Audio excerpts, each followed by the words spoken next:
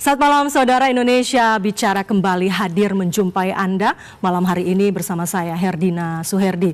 Saudara, ekonomi digital Indonesia terus bertumbuh dan memberikan kontribusi yang signifikan terhadap perekonomian Indonesia. Bahkan dinilai memiliki peluang yang cukup besar di tengah perlambatan dan juga ketidakpastian ekonomi global. Lalu bagaimanakah memanfaatkan peluang dan kemudian mengakselerasinya, serta apa saja sebetulnya kendala-kendala yang dihadapi serta tantangannya? Kami akan membahasnya malam hari ini di Indonesia Bicara, dan kami sudah terhubung dengan sejumlah narasumber. Langsung saja saya akan sapa. Sudah bergabung ada Muhammad Nil El Himam, Deputi Bidang Ekonomi Digital dan Produk Kreatif Kementerian Parekraf. Kemudian juga ada Vicky Satari, Staf Khusus Menteri Bidang Pemberdayaan Ekonomi Kreatif Kementerian Koperasi dan UKM. Kemudian Yose Rizal Damuri, Direktur Eksekutif CSIS, Center for Strategic and International Studies, dan Dewi Tenti Septi Artiani, Pegiat Koperasi dan UMKM. Selamat malam Pak Nil, Kang Vicky, Bang Yose, dan juga Bu Dewi atau Bu Dete. Apa kabar? Selamat malam.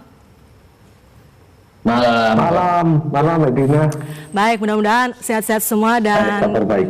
Kabar baik begitu ya. Kita tentu berharap juga demikian halnya dengan kondisi ekonomi digital kita. Saya ingin ke Pak Nil terlebih dahulu. Kalau kemudian disebut termasuk oleh Presiden Joko Widodo yang menyebut bahwa peluang ekonomi digital Indonesia semakin besar, bahkan terus bertumbuh, diprediksi hingga tahun 2030 semakin tinggi pertumbuhannya. Sejauh ini bagaimana sebetulnya perkembangan ekonomi digital, Pak Nil? Terima kasih Mbak Dina. Memang betul perkembangan ekonomi digital sangat luar biasa, terutama ketika terjadi pandemi kemarin, terjadi force acceleration ya, jadi terakselerasi dengan amat pesat, di mana pada tahun 2023 kemarin setelah pandemi itu nilai ekonomi digital Indonesia itu mencapai lebih dari 77 miliar dolar ya, sekitar 80-an miliar dolar.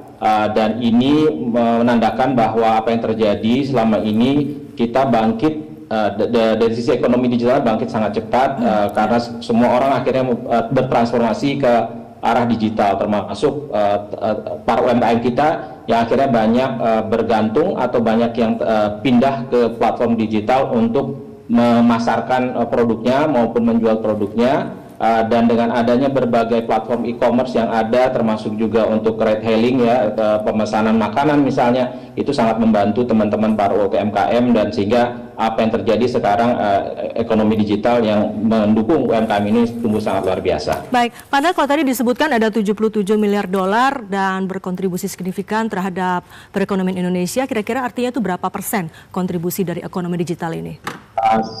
Sekitar 15%, Mbak. Jadi mungkin 15-20%, dan harapannya akan terus naik.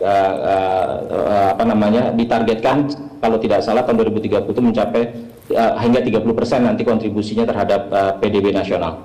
Oke, saya menuju ke Kang Vicky. Kalau kemudian ini ada ekosistem ekonomi digital, bagaimanakah itu sudah dimanfaatkan oleh UMKM dan sejauh mana pemanfaatannya?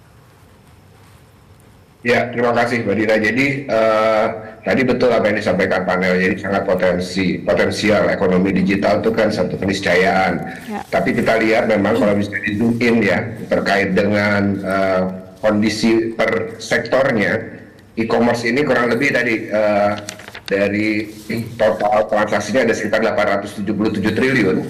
Ini data yang lalu ini sebelum Tokopedia diakuisisi oleh ByteDance, itu 56% sudah dikuasai oleh asing. Jadi sebetulnya pemilikannya Tokopedia ini kan sebetulnya platform nomor 1 e-commerce nasional ya, dan lokal gitu. Ya. Nah ini pasti platformnya, pemilikan platformnya ini tentunya akan lebih dominan lagi asing.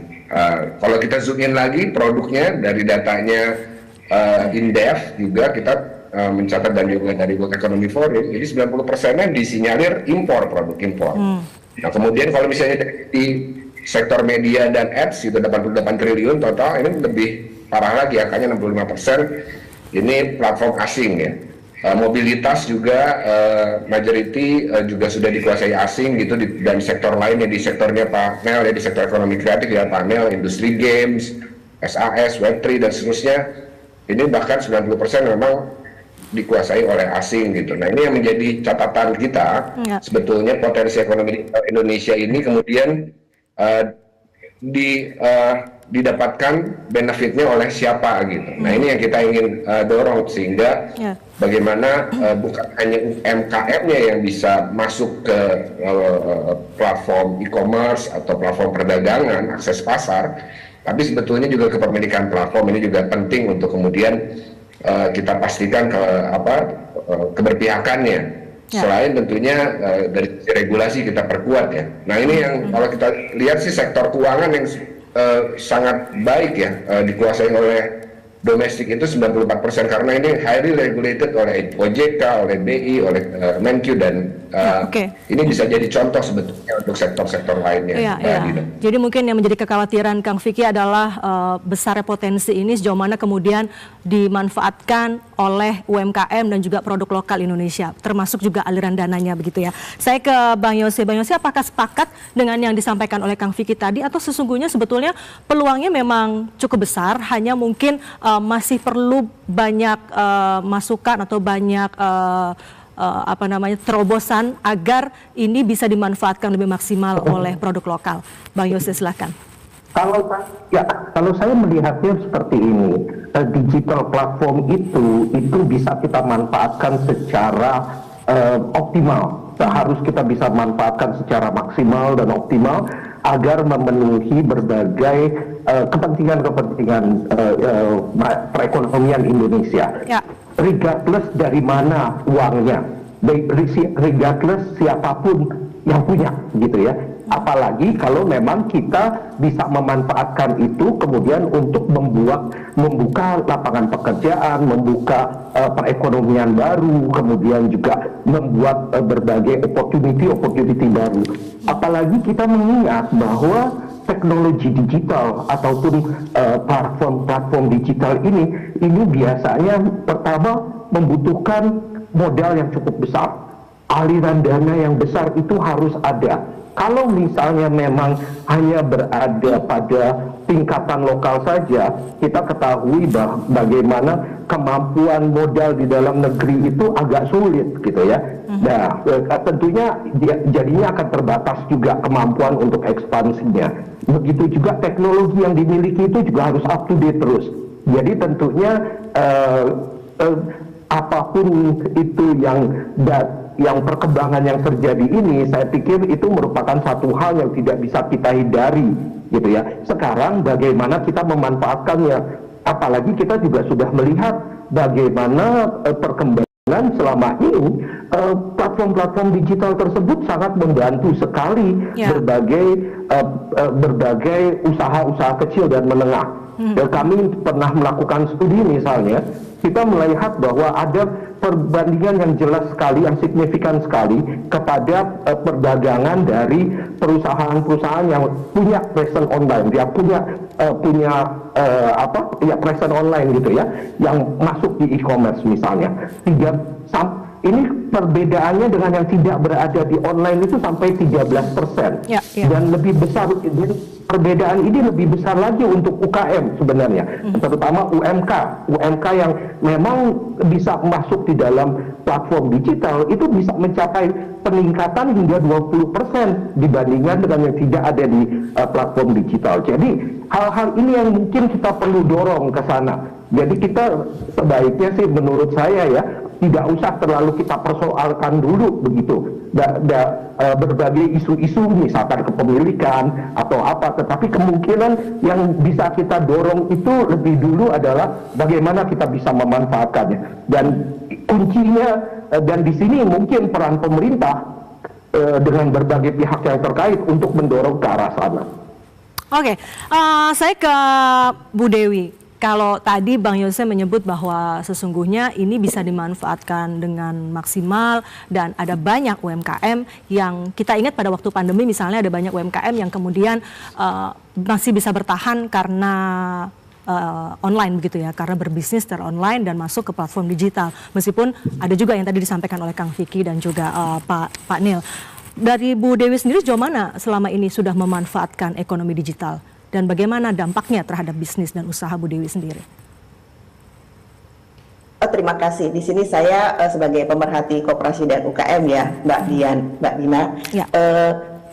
Kalau tadi bicara tentang platform digital mana yang mempergunakan, Pak Vicky tadi bicara, kalau saya UMKM mana yang diuntungkan. Ya. Setuju bahwa pada saat pandemi menjadi suatu pintu gerbang perubahan besar-besaran perilaku manusia, khususnya untuk bertransaksi yang tadinya tradisional menjadi online. Itu suatu keniscayaan yang tidak bisa kita pungkiri. Nah, hanya saja di sini kadang-kadang orang cuman melihat endingnya, dalam artian berapa besarannya, berapa transaksi berputar seperti itu, tapi tidak melihat bagaimana tergopoh-gopohnya para pelaku UMKM yang berusaha untuk catch up terhadap perubahan tersebut. Contohnya misalnya dari hal kecil saja, kita melihat suatu kemudahan itu di sisi lain adalah suatu tantangan bagi mereka. Pada saat mereka bertransaksi secara tradisional, mereka face to face dengan para pembeli, sekarang mereka harus masuk ke dalam suatu ring tinju, di mana ring tinjunya itu secara global. Dalam artian tidak hanya berkompetisi dengan para pelaku UMKM lokal, tetapi juga para UMKM dunia. Dan juga bicara tentang mereka berkompetisi dengan industri-industri, produk industri dan produk-produk konglomerasi lainnya. Itu tentunya sangat sulit bagi mereka untuk bersaing. Nah, disinilah yang tadi sudah mungkin sedikit dicolek-colek oleh Pak Yose juga, bahwa siapa yang harusnya bermain di sini ya, platform digital itu tentunya di sini konsentrasinya adalah kepada para pelaku UMKM di Indonesia itu sendiri. Ada beberapa nanti yang kita bisa bicarakan di sini, apa sih yang menjadi kendala buat mereka sehingga akhirnya mereka sendiri menjadi bukan berharap, tetapi kalau bisa sih dibantu juga gitu.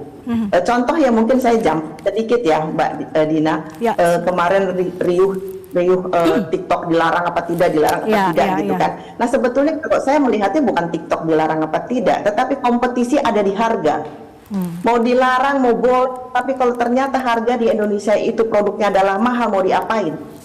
Ya kan, tidak bisa berkompetisi. Nah, itu tadi ada nanti beberapa rentetan proses produksi yang harus pemerintah perhatikan supaya akhirnya apapun itu platformnya, produk lokal Indonesia itu bisa bersaing harga. Karena kalau saingan dengan harga-harga pabrikan dan segala macam, kita akan kalah. Seperti itu mungkin. Jadi bukan saja di platform digitalnya begitu ya. Ya, bukan hanya di situ, tapi juga lebih kompleks permasalahannya karena juga soal harga yang lebih kompetitif. Saya ke Pak Nel lagi, Pak Nel.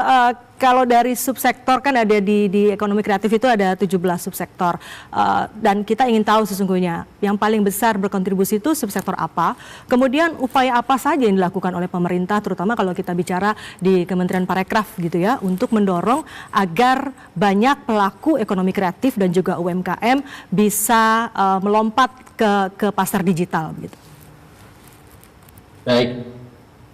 Kalau 17 subsektor, kalau untuk dalam negeri subsektor unggulan itu ada di kuliner, kemudian fashion dan kriya.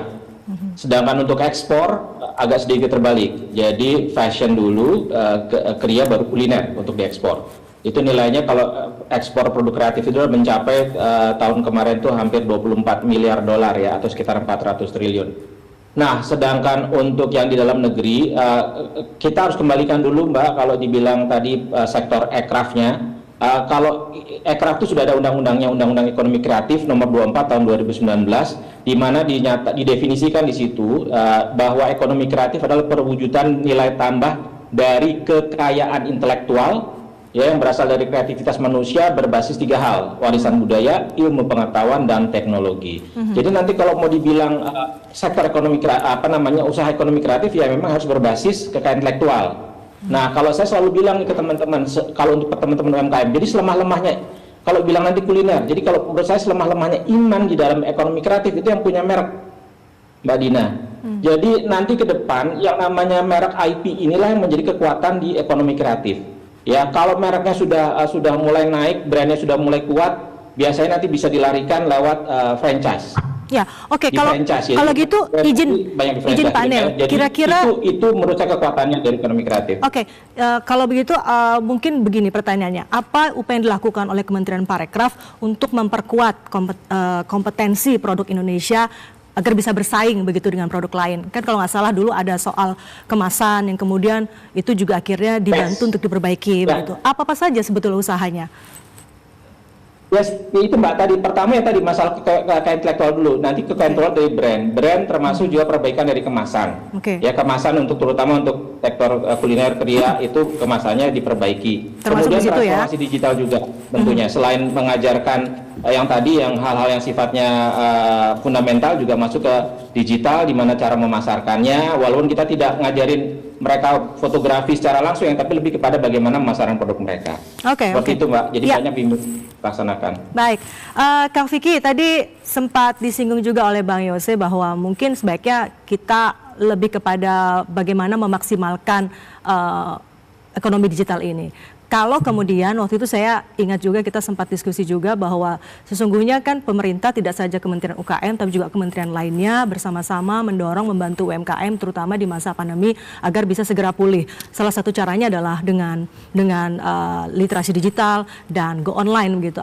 Apa kemudian yang akhirnya menyebabkan apa yang diinginkan itu tidak sesuai dengan yang direncanakan? Kalau tadi kan Kang Vicky sepertinya agak khawatir begitu ya dengan kondisi yang tadi disampaikan itu.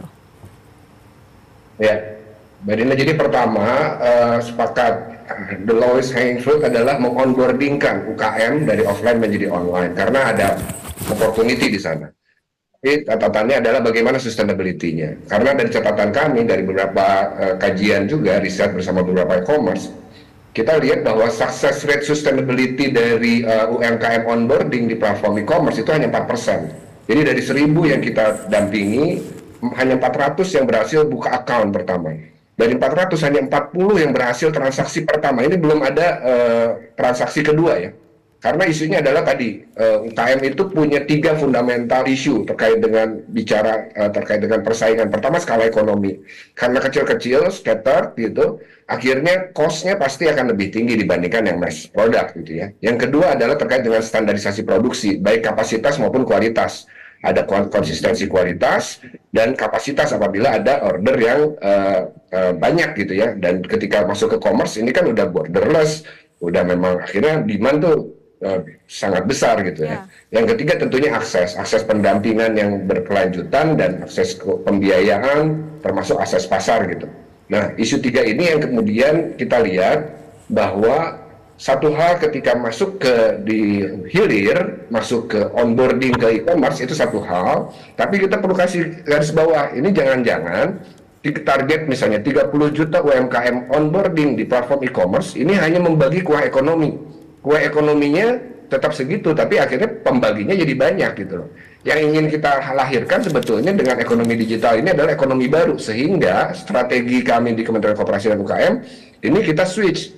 Bukan berarti ditinggal ya, yang terkait dengan onboarding itu terus isu terkait dengan literasi, digitalisasi gitu ya, terkait dengan kualitas kapasitas produk gitu, tetap kita proses, kita buat rumah produksi bersama untuk bicara collective processing agar biaya produksinya juga bisa lebih efisien gitu ya.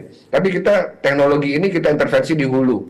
Bagaimana sebetulnya intervensi teknologi digitalisasi ini ada di sektor-sektor produk unggulan domestik di setiap daerah. Contoh kita kuat di aquaculture dan di agriculture misalnya. Ada banyak startup digital yang kemudian kita dorong dengan mekanisme agregasi, bisnis agregasi mengkonsolidasi usaha mikro kecil dalam klaster usahanya, itu kemudian di-embed dengan teknologi IoT, ya. Ada Iversary contohnya yang sudah jadi unicorn kan gitu ya Pak Nel. Ini ternyata melahirkan ekonomi baru karena ada efisiensi di sana, ada produktivitas di sana, ada lapangan kerja baru di sana. Yang saya ingin garis bawahi adalah kita ingin dorong lahirnya UKM produsen. Tadi panel bilang merek gitu ya ujung-ujungnya, bukan UMKM reseller. Ya kan, yang di e-commerce ini akhirnya ketika kita dapat datanya, memang akhirnya banyaknya UMKM reseller gitu. Yang kita UKM produsen ini kan yang menyediakan lapangan pekerjaan. Seperti kita ketahui, bahwa penyedia lapangan kerja di Indonesia 95%, 97%-nya adalah UMKM. Yang kita perlu perkuat adalah tentunya tadi bagaimana UMKM kita menjadi masuk ke sektor-sektor yang produktif, sektor real, kemudian juga punya bisnis model yang sustain gitu, dan masuk ke inovasi, ke digitalisasi, ke teknologi, ke kreativitas gitu ya, sehingga lapangan kerja yang diciptakan oleh UMKM kita ini lebih berkualitas, Mbak Dina. Oke, Bang Yose tadi disampaikan oleh Kang Vicky dan juga Pak Nil soal kendala dan bagaimana kemudian mengatasi. Saya ingin kemudian menyinggung lagi, ini kan kalau kita bicara pasar digital berarti pasarnya lebih luas, marketnya lebih luas, meskipun juga kompetisinya tentu lebih ketat. Tapi di tengah itu semua ada kondisi lain, yaitu adanya perlambatan ekonomi dan kondisi ekonomi global yang juga sedang nggak baik-baik saja. Apakah ini kemudian berdampak?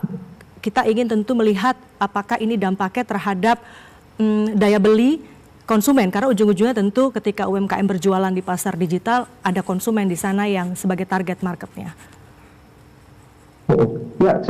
Ya, pertama-tama saya setuju dengan Bu DT, kemudian Pak Nel dan Pak Vicky ya, bahwa sebenarnya permasalahan UMK terutama yang mikro dan kecil di dalam digital platform itu lebih luas daripada hanya permasalahan platform, permasalahan digitalnya saja. Karena apa? Karena kita mengetahui bahwa sebenarnya digital platform itu hanya memfasilitasi, terutama untuk penjualannya. Ada proses produksi di sana, ada biaya produksi yang terkait, ada akses kepada keuangan, ada juga bagaimana tadi disebutkan juga standar dari produk, dan ini semua mungkin sebagian tidak bisa diselesaikan melalui penggunaan digital teknologi. Walaupun ada juga sebenarnya bantuan-bantuan yang bisa diberikan oleh digital teknologi dengan secara lebih luas lagi. Contohnya misalnya adalah masalah akses ke keuangan. Akses ke digital teknologi ini sebenarnya mempunyai potensi yang sayangnya belum bisa kita ekspor lebih jauh di Indonesia untuk mengatasi permasalahan-permasalahan keuangan di dalam bagi para UMK di Indonesia ini. Contohnya adalah bagaimana kita bisa membuat pesanan yang sudah ada itu menjadi anjak piutang ataupun juga menjadi source of financing bagi UMK kita yang ada. Nah, tapi kembali ke pertanyaan tadi, bahwa memang sekarang ini kita bisa lihat bahwa pelemahan daya beli yang ada baik di Indonesia maupun juga di tingkatan internasional itu pasti akan mempengaruhi juga, karena biar bagaimanapun kan transaksi yang ada di digital platform itu juga tergantung dari daya beli yang ada, tergantung dari permasalahan income dari masyarakat atau income dari konsumen itu sendiri. Nah, hal-hal seperti ini yang sifatnya makro memang perlu diperhatikan, dan kelihatannya kondisi makro kita memang tidak terlalu bisa terlalu baik ya sekarang ini. Tetapi sekali lagi sebenarnya walaupun dengan kondisi makroekonomi yang mungkin tidak terlalu baik ini, kita masih melihat bagaimana platform digital itu atau ekonomi digital ini berkembang lebih pesat dibandingkan dengan pertumbuhan ekonomi yang lainnya. Jadi sekali lagi di sini potensinya masih besar sekali, dan seperti tadi yang Pak Nel katakan atau Pak Vicky juga katakan, ini bisa menjadi mempunyai potensi untuk membuka berbagai sektor-sektor ekonomi baru, dan tentu saja dengan membuka sektor ekonomi baru ini kita sebenarnya membutuhkan juga berbagai ide-ide kreatif, ide-ide inovatif yang harus didukung oleh berbagai stakeholder yang terkait, baik itu dari pemerintah maupun juga dari bisnis itu sendiri. Bu Dewi, kalau tadi Bu Dewi udah sampaikan, sebetulnya kendalanya nggak hanya bagaimana terjun ataupun onboarding ke pasar digital, tapi juga ada soal harga yang lebih kompetitif. Selama ini bantuan ataupun pendampingan yang dilakukan oleh pemerintah dalam banyak hal, baik itu soal kemasan, soal akses keuangan dan lain sebagainya, sudah cukup menjangkau secara efektif ke para UMKM nggak menurut Bu Dewi? kalau sebagai praktisi yang dari mulai 2019 terjun mendampingi, itu kayaknya kurang informasi karena ada beberapa ya BUMN yang membuat suatu rumah-rumah kemasan itu juga kurang ter-announce. Jadi mungkin di sini komunikasi dan sosialisasi yang harus lebih. Jadi gini, bantuan ada, tetapi ternyata yang dibantu kurang informasi seperti itu. Jadi mungkin lebih banyak ke hal-hal yang sifatnya informasi. Nah. Sementara kalau saya sendiri punya pendapat bahwa 30% diharapkan UMKM go digital dan katanya kita itu punya potensi besar mengingat komposisi penduduk Indonesia yang katanya hari ini dikuasai oleh Gen Z dan generasi milenial. Itu satu harapan ya, tetapi tadi sudah disampaikan sebelumnya bahwa satu mata rantai dalam menuju digitalisasi itu adalah salah satunya promosi. Nah, promosi ini menjadi suatu PR tersendiri karena apa? Ya, PR pertama karena apa? Di dalam itu perlu punya peralatan, perlu punya skill, knowledge tersendiri. Nah, kalau dulu mungkin Pak BUMN atau kementerian itu menyediakan rumah kemasan atau rumah produksi, sekarang mungkin sudah harus menuju ke rumah digital atau tadi yang kolektif produksi itu Pak Vicky. Kemudian tentang penjualannya bagaimana, ya kan? Pembayaran sekarang sudah kris dan segala macam sudah lebih gampang ya. Tetapi kembali lagi di Indonesia sebelah mana yang gampang dengan akses digital? Kemudian di daerah-daerah tertentu mungkin jadi masih infrastruktur digitalnya juga harus diperbaiki gitu ya Bu Dewi ya. Baik, izin kita harus jeda terlebih dahulu, nanti kita harus sambung kembali Bu Dewi, mohon izin nanti kita sambung lagi dan juga Bapak-bapak kami harus jeda terlebih dahulu. Saudara tetaplah bersama Indonesia Bicara, kami akan segera kembali.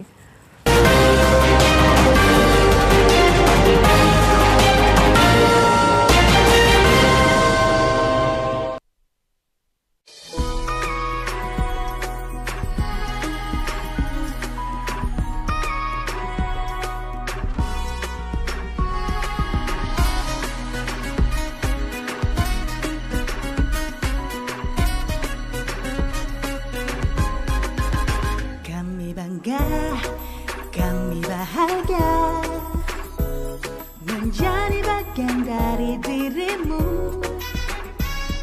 Tegak kokoh berdiri di seantero negeri. Kami bangga memilikimu. Informasi yang berguna kau berikan untuk cerdaskan bangsa. Tayangan yang menghibur untuk warga Indonesia. TVRI memang kebanggaanku. Selamat, selamat ulang tahun TVRI yang ku cintai.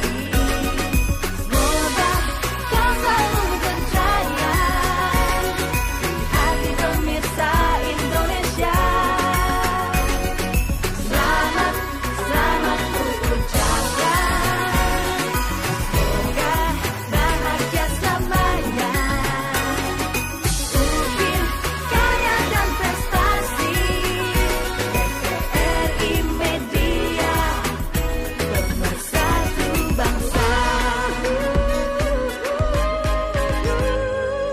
Selamat, selamat ulang tahun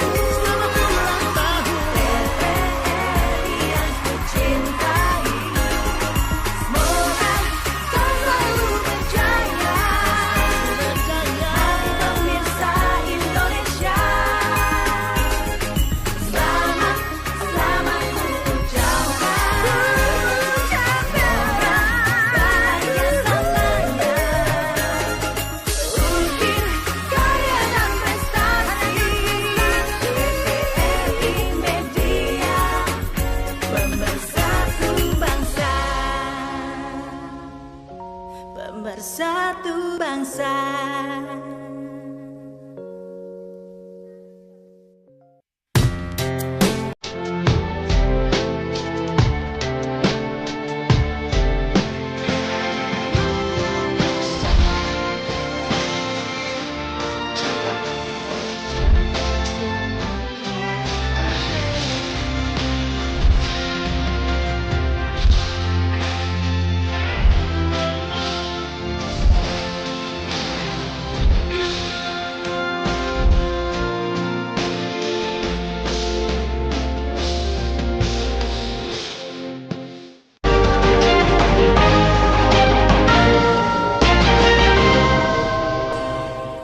Terima kasih Anda kembali bersama kami di Indonesia Bicara dan kita lanjutkan lagi perbincangan mengenai potensi ekonomi digital. Saya melanjutkan lagi tadi sebelum jeda ke Bu Dewi, tadi kita sempat terputus pada saat jeda, tadi Bu Dewi menyebutkan bahwa sesungguhnya bukan hanya soal melek digital tapi juga bagaimana infrastruktur digitalnya ini menjangkau di seluruh Indonesia. Silakan disambung lagi, Bu. Tepat itu infrastrukturnya yang harus mendukung. Nah tadi juga pada saat break saya ada mau sedikit yang di-raise isu bagaimana tentang pengiriman. Nah saya rada sedikit curious ya kenapa di platform digital asing ya ada yang gratis ongkir gitu. Apakah itu mendapatkan support dari pemerintahnya, pemerintah negaranya atau bagaimana? Karena terus terang gratis ongkir itu merupakan suatu solusi bagi adanya transaksi dari penjual ke pembeli. Pembeli senang dan penjual pun happy seperti itu. Nah, itu mungkin yang nanti bisa dijelaskan oleh bapak-bapak di sini supaya akhirnya sesuatu wacana itu memang sudah disiapkan secara bagus, aturan mainnya, digitalisasi akan mendorong produktivitas. Tetapi menuju ke sananya juga perlu disiasati dan perlu dijaga gitu supaya akhirnya kembali lagi UMKM mana yang akan bertanding di situ, platform mana yang akhirnya nanti berlaga di situ. Seperti itu mungkin dari saya. Oke, silakan dijawab Pak Nel dan juga Kang Vicky soal tadi gratis ongkir, karena saya pernah waktu itu meliput UMKM di salah satu daerah di Yogyakarta, itu memang pemerintah daerahnya membantu untuk kemudian menggratiskan ongkirnya. Apakah sebetulnya program ini juga ada secara nasional? Silakan Kang Vicky atau Pak Nel yang mau menjawab soal ini.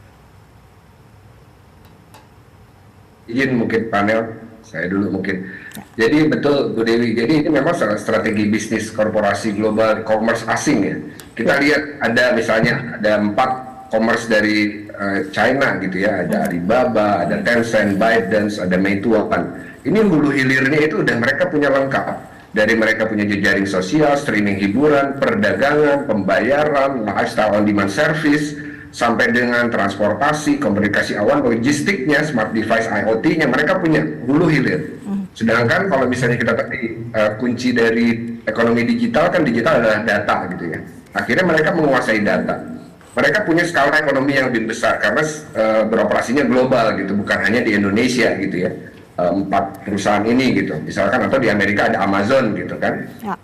Ini yang sebetulnya menjadi peran penting data ini. Ketika mereka kuasai data, mereka pasti akan bahasanya burning money dulu, bakar uang, ongkir gratis apa segala macam gitu ya. Itu yang dilakukan untuk dapat dulu semua dan membunuh platform-platform lokal. Itu terjadi di India, di mana Flipkart ini kemudian diakuisisi oleh Walmart. Sekarang di India, walaupun sudah dibatasi oleh pemerintahnya terkait dengan investasi asing untuk platform, ini hanya 2 platform e-commerce ya. Di sana ada Amazon dan juga Flipkart gitu. Nah, ini di Indonesia hari ini, kalau misalnya top 3-nya dulu adalah ada Shopee, ada Tokopedia gitu ya, kemudian ada TikTok Shop dulu, kemudian sekarang kan diakuisisi ya. Yang ketiga tuh Lazada sebetulnya. Lazada juga asing.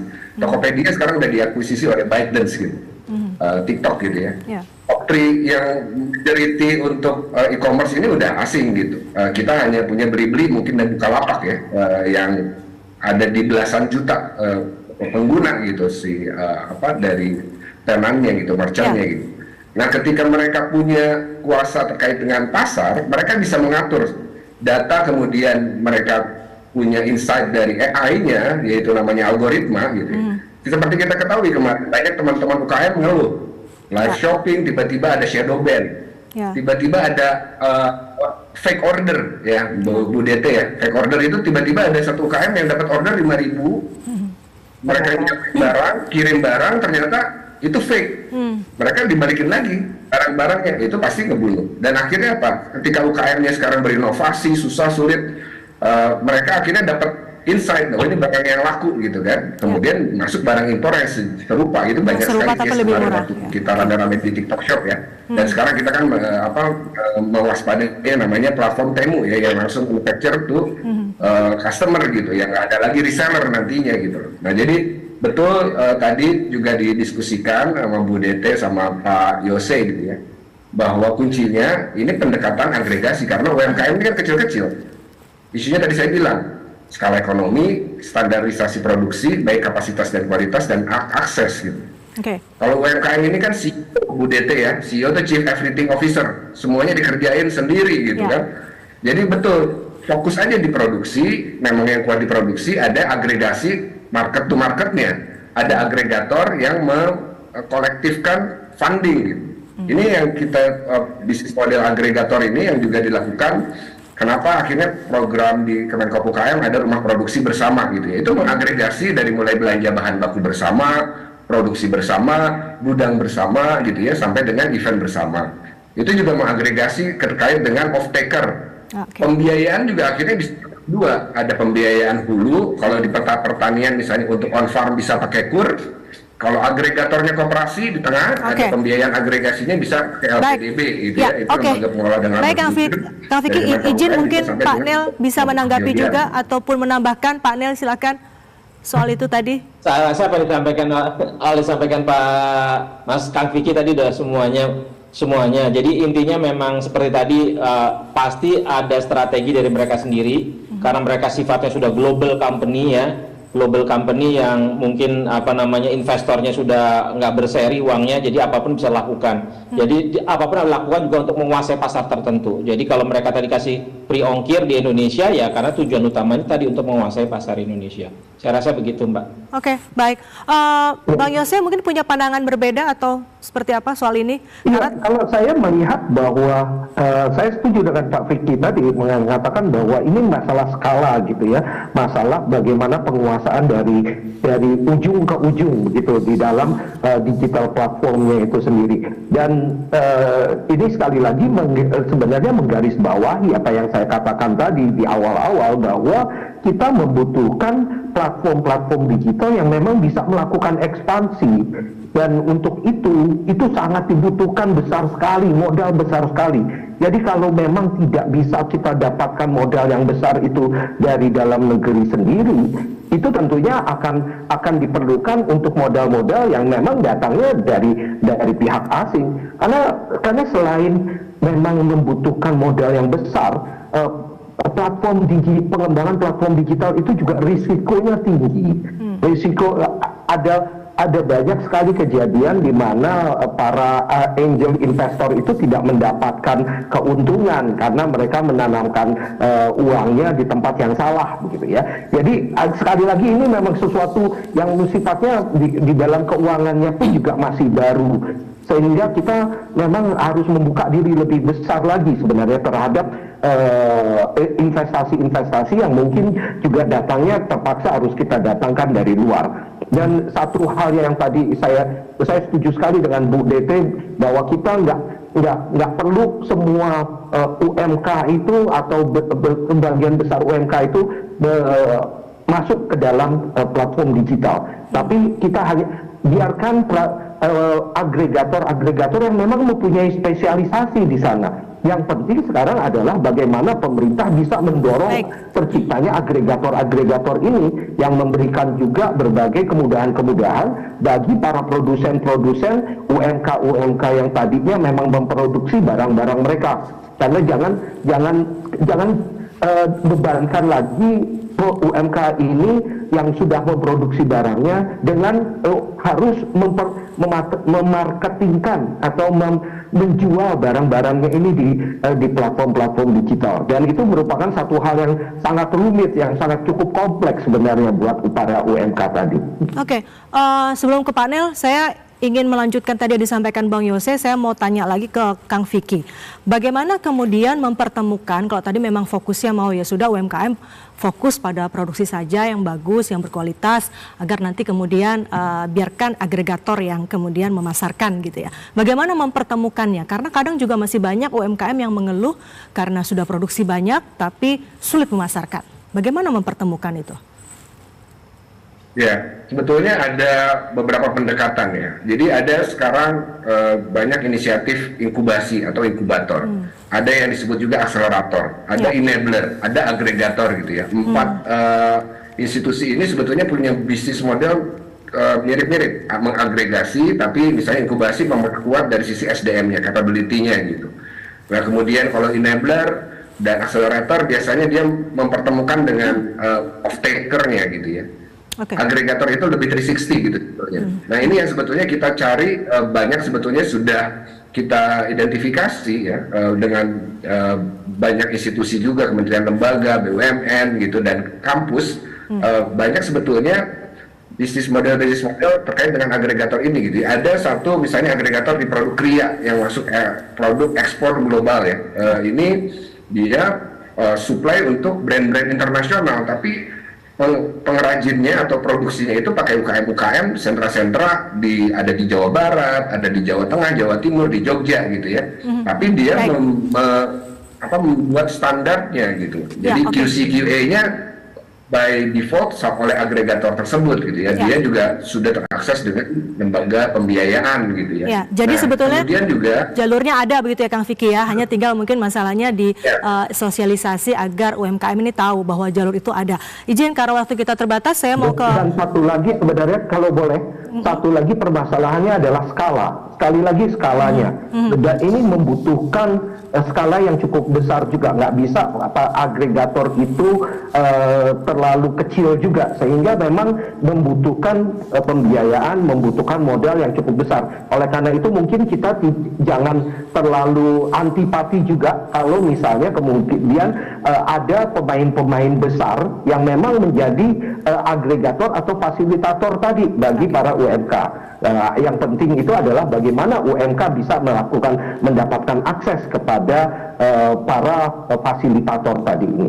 Oke, dari Pak Nel mungkin mau menambahkan soal ini. Tentu upaya yang dilakukan Kementerian Parekraf bukan hanya memperbesar ataupun meningkatkan kompetensi dari pelaku ekraf, tapi juga adakah upaya-upaya untuk mempertemukan para pelaku ekraf, termasuk di dalamnya di sana ada kuliner, fashion dan sebagainya, ke agregator yang tadi disampaikan, sehingga memasarkannya juga bisa lebih baik.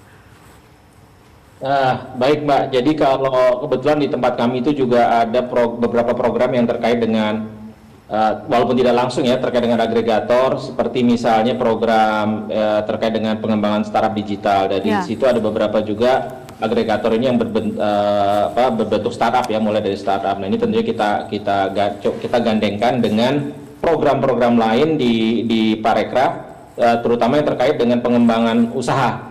Pengembangan produk. Jadi seperti apresiasi kreasi Indonesia yang ada di kami itu saat ini total sudah sekitar 1.600 ya pelaku ekonomi kreatif yang skalanya UMKM tadi yang dibina dan kita hubungkan.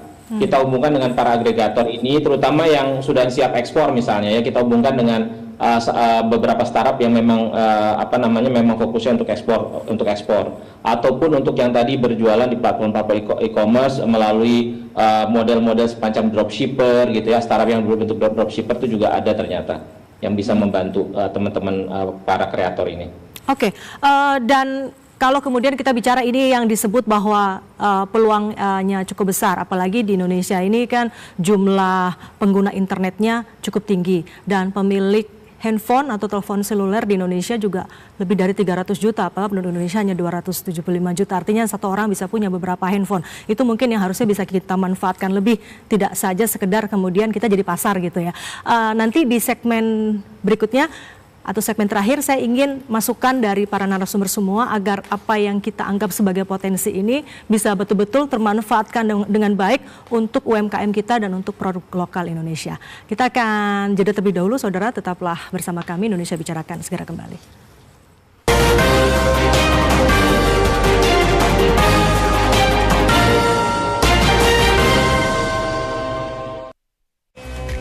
Hari ini telah hadir sosok-sosok yang sangat spesial. Kita akan bahas tentang BRIN terlebih dahulu, boleh Pak dijelaskan? Ya, kami merupakan hasil integrasi dari total 49 ya, lembaga unit riset milik pemerintah. Titik beratnya memang adalah di pembangunan infrastruktur. Jadi itu banyak sekali infrastruktur dibangun di Indonesia, dan kalau kita mau tanya mengenai apa saja teknologi yang terwujud di Indonesia menjadi sesuatu, pasti ada kaitan dengan teknologi. Hai Gen Muda, mau dapat informasi seputar kehidupan anak muda masa kini? Dengan obrolan yang lebih menyenangkan dan menghibur bareng bintang tamu yang keren. Hal-hal yang lebih baru dan lebih segar lah, gitu. Bersama Conchita Caroline, Anton Pradana, Miss Neti, Audia Ananta, Iringan, V-Band. Hanya di Zoom, Zona Orang Muda, setiap Senin, pukul 20 waktu Indonesia Barat.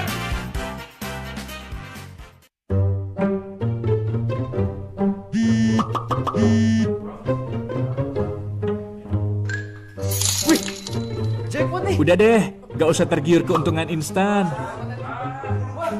Di awal, semua pasti menang. Makanya ketagihan.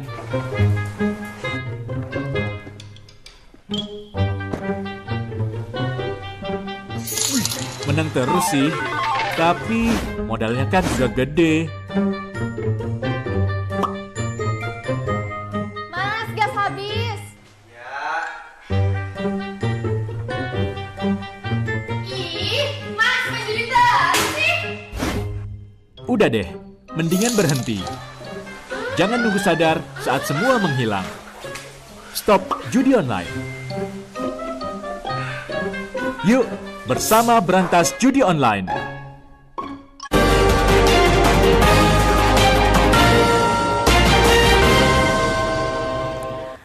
Terima kasih Anda masih bersama kami dalam Dialog Indonesia Bicara, dan kita sampai di segmen terakhir perbincangan malam hari ini mengenai potensi ekonomi digital. Saya ke Bu Dewi. Bu Dewi, seperti yang tadi saya sebutkan sebelum jeda, ini ada banyak pengguna telepon seluler dan juga pengguna internet di Indonesia. Artinya pasarnya sebetulnya sangat besar memang. Jangan sampai kemudian yang memanfaatkan bukan produk lokal, bukan UMKM.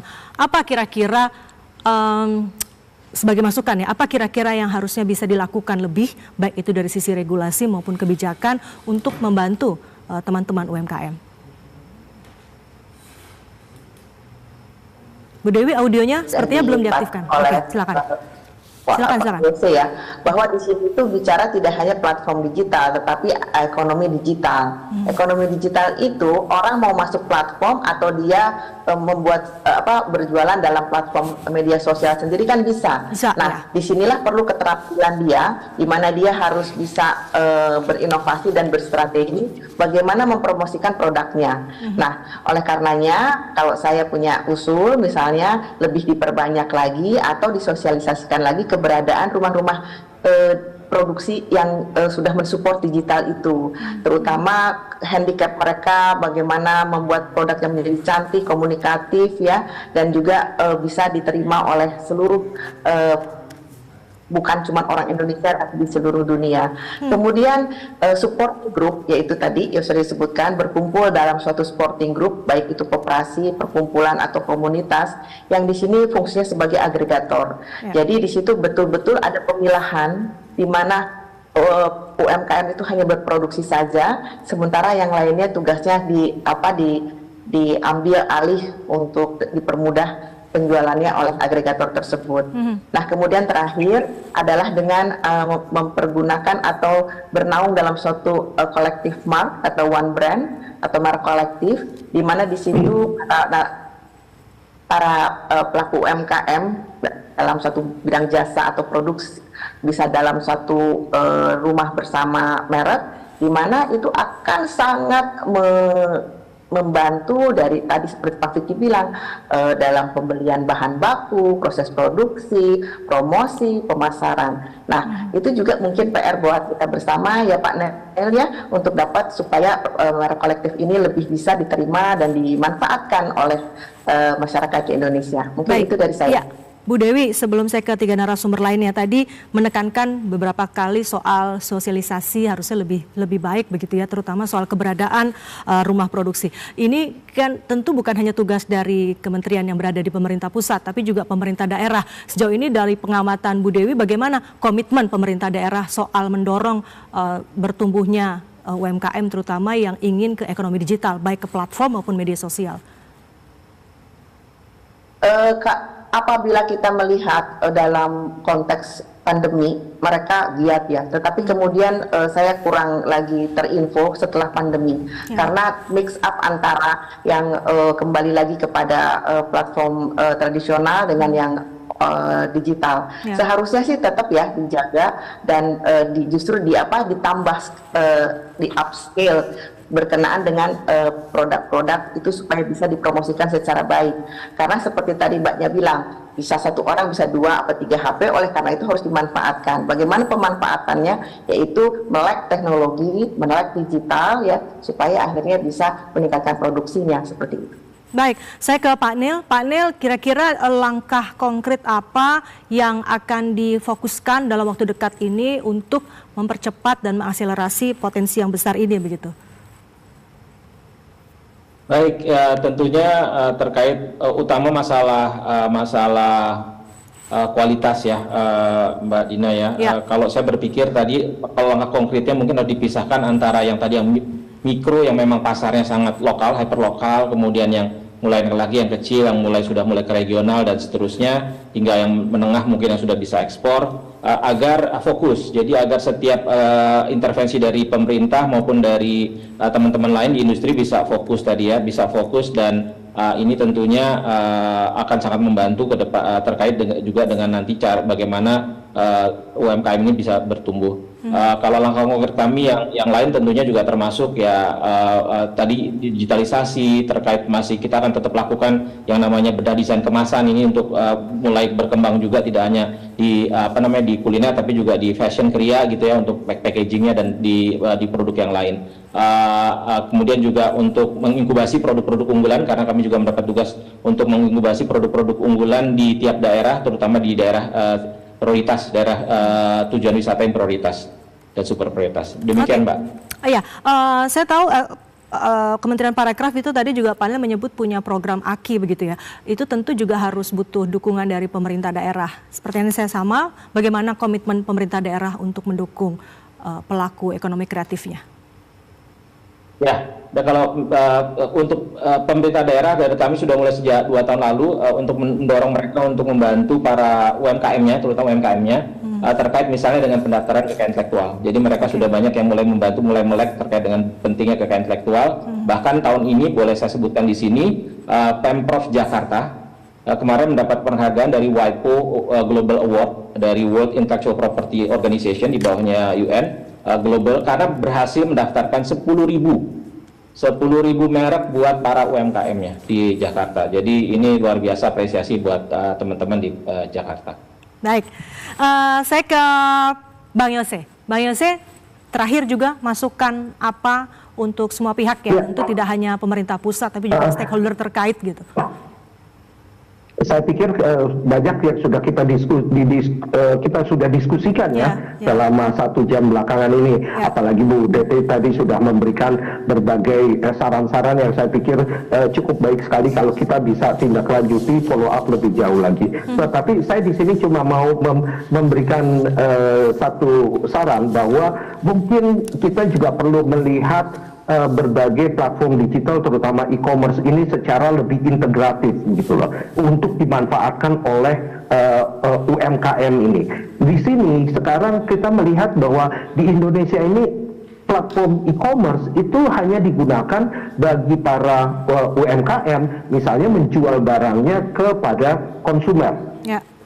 Platform e-commerce belum digunakan misalnya untuk bagaimana memfasilitasi UMKM juga sudah untuk mendapatkan barang-barang kebutuhan produksi mereka. Di situ jadi ada supply chain gitu. Harusnya platform e-commerce ini bisa bekerja berdasarkan supply chain tadi. Mereka bisa UMKM yang membutuhkan part dan komponen, yang membutuhkan bahan baku, itu bisa mencarinya melalui e-commerce juga. Dan mungkin harus dibedakan ya, yang B2C yang sekarang ini ada dengan yang B2B, punya skemanya mungkin berbeda. Itu satu hal. Jadi frameworknya adalah supply chain tadi. Hal yang lain juga adalah masalah di dalam keuangannya. Kita juga melihat bahwa e-commerce yang ada sekarang ini sudah memfasilitasi pembayaran antara bisnis dengan konsumen. Tetapi dia juga sebenarnya punya potensi untuk memfasilitasi pembiayaan yang dibutuhkan oleh bisnisnya itu sendiri. Jadi ini semua menjadi satu hal yang integratif dan ditawarkan atau difasilitasi oleh platform e-commerce tadi, dan yang juga bisa menghubungkan dengan lembaga-lembaga pembiayaan, baik itu bank atau lembaga pembiayaan lainnya, yang dimana juga mereka memberikan fasilitas-fasilitas keuangan. Jadi hal seperti ini sebenarnya yang membuat bagaimana e-commerce di negara-negara lain, terutama di Tiongkok ya, yang memang bisa berekspansi lebih jauh lagi, karena mereka melihatnya secara supply chain dan secara ekosistem, bukan hanya antara bagaimana memanfaatkan platform digital tadi untuk menjual barang dari bisnis ke konsumen, dari UMKM kepada konsumennya. Oke, baik. Terakhir, Kang Vicky, apa kemudian kalau dari Kementerian Koperasi dan UKM, apa langkah konkret ataupun terobosan yang lebih gitu yang akan dilakukan ke depan untuk mempercepat ini agar peluangnya betul-betul bisa ditangkap oleh UMKM? Ya, sekali lagi yang kita ingin dorong terkait dengan kemaslahatan ekonomi digital ini adalah melahirkan UMKM produsen. Ya, bukan reseller, ya punya produk yang punya brand pada akhirnya tadi. Terkait dengan brandnya nanti kita kolektifkan, kita buat brand bersama, pendekatan agregasi gitu ya, itu menjadi strategi satu hal, strategi yang lain. Tapi kembali kita ingin mengintervensi, kita sekarang lagi memetakan, Mbak Dina ya, ada dari 37 provinsi ini potensi unggulan domestik, ada yang kuat di perikanan, ada yang kuat di rumput laut, di coklat, di misalkan di pertanian, di hortikultura dan lain sebagainya. Ini yang kemudian kita bangun supply chain-nya, ekosistemnya, intervensi teknologi masuk ke di situ, ya. Terus kemudian bagaimana kita juga memastikan off-taker-nya, mitranya tadi industri besar yang punya kemampuan itu udah dibuat beberapa komoditas di beberapa produk gitu ya. Pasti di ujungnya tuh ada industri besar atau bahkan BUMN atau sampai dengan market global sampai ekspor gitu ya. Tapi UMKM-nya diagregasi oleh agregator di tengah. Agregatornya ini yang punya kemampuan kapasitas dari sisi QC dan QA-nya, dari assurance dan dari quality control-nya gitu. Yang kemudian mendampingi, memastikan ini bisa sustain.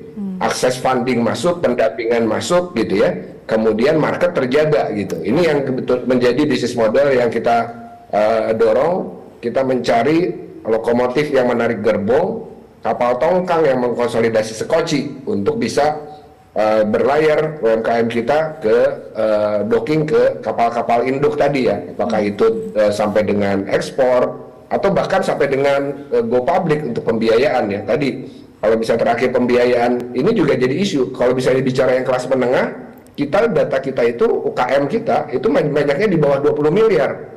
Sedangkan untuk bisa go public yang sustain itu di luar papan akselerasi itu 50 miliar, 60 miliar. Nah, ini sebetulnya kita lagi melakukan pendekatan.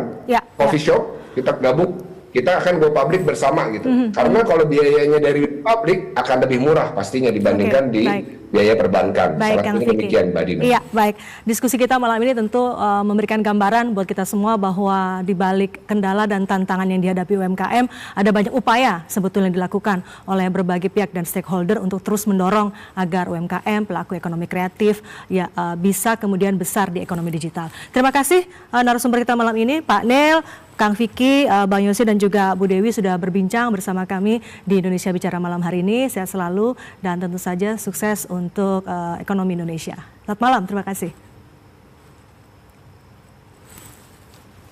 Ya, saudara, ini sekaligus mengakhiri perbincangan kami di Indonesia Bicara malam hari ini. Atas nama kerabat kerja yang bertugas, saya Herdina Suherdi, pamit undur diri.